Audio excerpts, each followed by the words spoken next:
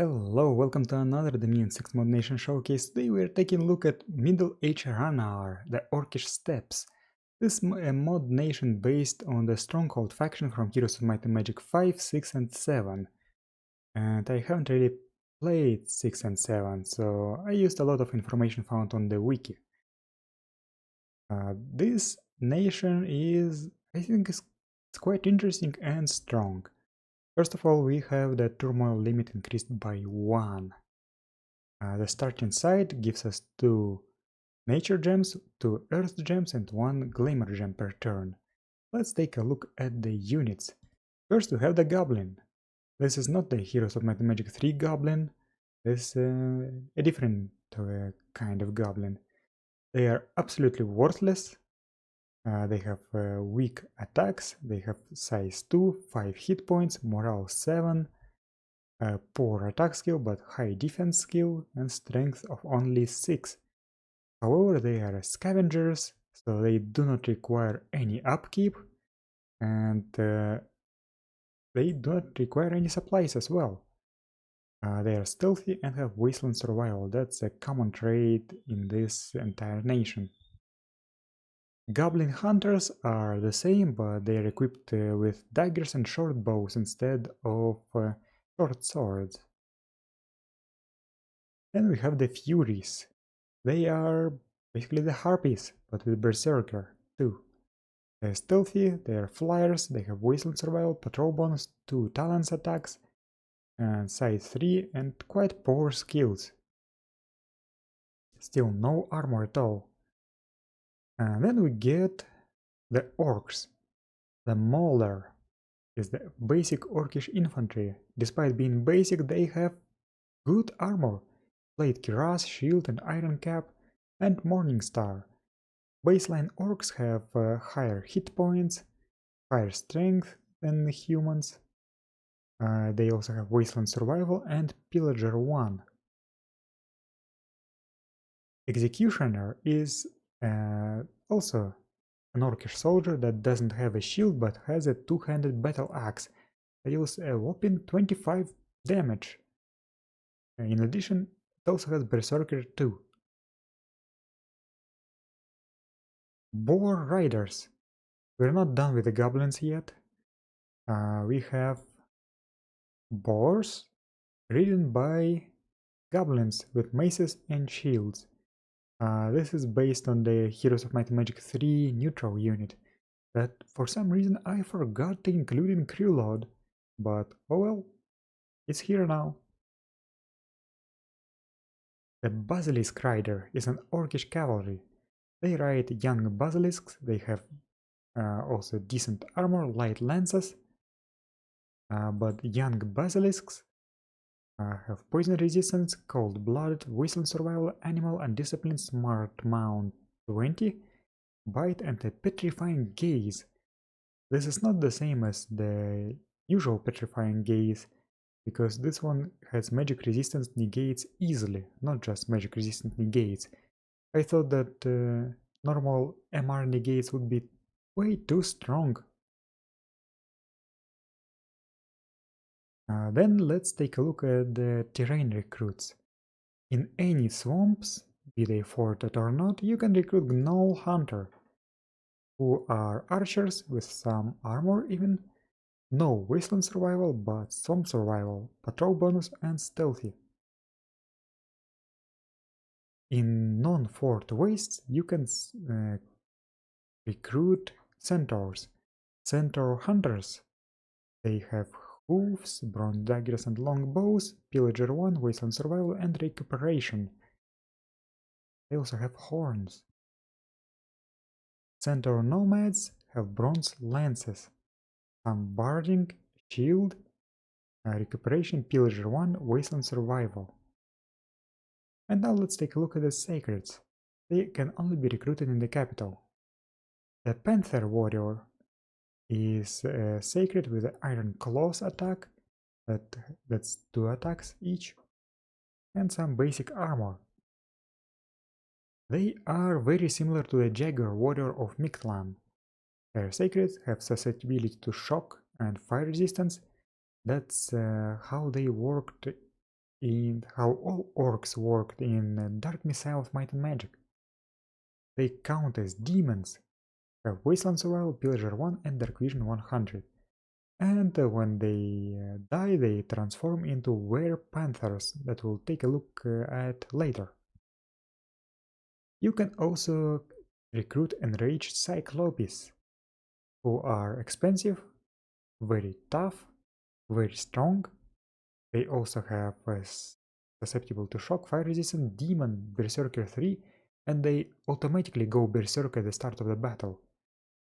Wasteland Survival, Siege Bonus 5, Pillager 2, Gluttony 3, Dark Vision 100, and Disciplined. They have great clubs that deal 34 damage. That's a lot. And now let's take a look at the commanders. First up we have the Goblin Trapper, who is just a Goblin Scout with Stealthy 50. Nothing to see here. He has a mask. The Orc Commander is just a commander with Leadership 70. Nothing interesting here. Warmonger is a commander with Leadership 120, Inspiration 1 and Undead Leadership 10. This is important because some of the troops are demons. Basilisk Lancer is a cavalry commander with Leadership 120 and also Undead Leadership 10. Goblin Witch Doctor is the first mage. It has Nature 1, Holy 1 and Fate Weaving, which is quite a rare ability. Sky Daughter is an Heir 2 Holy 1 Priestess. Earth Daughter is an Earth 2 Holy 1 Priestess. Then let's take a look at the terrain restricted commanders. The Centaur Marauder is a Centaur commander with Leadership 100 and a half helmet. Earth Shaper is a Centaur mage with Earth 2 and 20% chance to get 1 level of fire magic. Gnoll Shaman can only be recruited in swamps. That's a Nature 2 Blood 1 mage with a 10% chance to get a death random. In the capital you have 2 other mages. The Dreamwalker is a recruitment point 2 mage, Glamour 2, Blood 2, Holy 2, susceptible to shock, fire resistance, demon, spirit side. And the slow to recruit version is the Dream Reaver, Nature 2, Glamour 3, Blood 2, Holy 2, a guaranteed fire, astral, death, nature random, and all the other traits. Also a retinue of 2 phantasmal wolves. That's quite a lot of paths, but the cross paths aren't that good. So they should be fine. Now let's load up the showcase version and take a look at the summons and heroes. We have 3 different Wyvern summons. In Conjuration 3 you can cast Summon Sand Wyverns. As an Earth 2 spell, for 3 gems you summon 3 Sand Wyverns. They do not have a Poison Stinger attack, instead they have a normal Tail Slap, but they have Regeneration. In Conjuration 4 you can cast Summon Venomous Wyvern. That's a Nature 2 spell, for 5 gems you summon 1 Venomous Wyvern. It also lacks the Poison Stinger attack. It has a Venomous Bite at least. Has Regeneration and Drake Gas. So that's an area of effect cone attack. Basically this is a regenerating flying Swamp Drake. In Conjuration 5 you can cast Summon Foul Wyverns. That's a Nature 2 Fire 1 spell, for 6 gems you summon 2 Foul Wyverns. They regenerate, they are resistant to acid, and they have a corrosive bite and corrosive spit attack. And a siege bonus 12. They are very similar to the cave wyverns from Ygchal. In Conjuration 3 you can cast Summon Shadow Panthers. That's a Nature 2 Holy 2 spell, for 20 gems you summon 25 Shadow Panthers. They are identical to Jaguars, but have Dark Vision 100 and Dark Power 1. Speaking of Jaguars, this is the Were Panther, the second shape of the Panther Warrior. Also is almost identical to the Were Jaguar.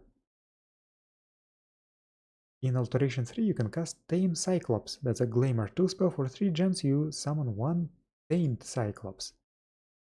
This Cyclops has a siege bonus 15, Slave. It does not have Berserk, and it has a ranged boulder attack. The stats are slightly higher than those of the recruitable Cyclops. When a tamed Cyclops reaches 25 HP, it becomes untamed Cyclops permanently. Even if it heals back to normal, it doesn't become tamed again. The untamed Cyclops grabs a club to smash things, gains Berserk, also Auto Berserk, like the recruitable and Rage Cyclops, and the siege bonus becomes lower. It also becomes undisciplined. I think that's an interesting mechanic. The heroes. They are not really interesting, to be honest. First up we have the Cognac, who is a very good leader with leadership 150, undead leadership 100, implementer axe, old age, intentional, and inspirational 1. Then we have Urok, who has an unholy spear that paralyzes gods and sacred units, death 3, and stealthy. The Kujin is a priestess, air 3, earth 3, holy 2, with a retinue of 2 great hawks. And we also have a multi-hero, the Goblin Knight, who is just a normal board rider but as a commander, and full plate armor and higher morale. That's more of a meme hero. We also have some national pretenders. First we have the Manticore Lord, who is a demonic variant of the Man-Eater. Fire 1, Blood 1, Fear, Fire Resistance, Poison Resistance, Flying Demon, Wasteland Survival, Dark Vision 100, Inept Smith, Inept Researcher, increased Turmoil Scale limit, and 4 attacks, including a ranged one. The Thunder Dragon is almost the same as the vanilla Air Dragon, but has Storm Power and cannot shapeshift. The Storm Lord is a bird with a crown slot, 2 Lightning Swarm attacks, Balance and Beak, Air 2, O3, Shock Resistance, Flying, Wasteland Survival, Mountain Survival, Siege bonus 10, Recuperation, Patrol bonus 10, Storm Power, Inept Smith, Inept Researcher, Storm Immunity. King S Reaper has Fire 1, Nature 1, Gear, Wasteland Survival, Forest Survival, Supply bonus, Dark Vision, Inept Smith, Inept Researcher, and Clumsy. The Primal Claw attacks are armor piercing attacks that can also break armor. The Primal Beast is the variant of the previous pretender with Earth 1, Nature 1, and Mountain Survival instead of Forest Survival. And finally we have the Pao Kai, who is a dragon with Bite, Talons, Tail Sweep, and Dragon Lightning, Air 1, Nature 1, Regeneration, Shock Resistant, Poison Resistant, Cold-Blooded, Flying, Swamp Survival, Supply Bonds, Blind, Inept Smith, Inept Researcher, and a rating of 2 Sand Wyverns. It doesn't have Fear. Also, Pao Kai is spelled differently in different games. In Heroes of Might and Magic 5 it's a single word, but in Dark Messiah of Might and Magic that's 2 words, Pao space Kai. And that's it. I actually like this nation. I think the result works. But I also have 2 more nations to make. The Heroes of Might and Magic 6 Sanctuary and the Horn of the Abyss Factory. And when I'm done, I will be done with this project of mine. That's quite an accomplishment for me.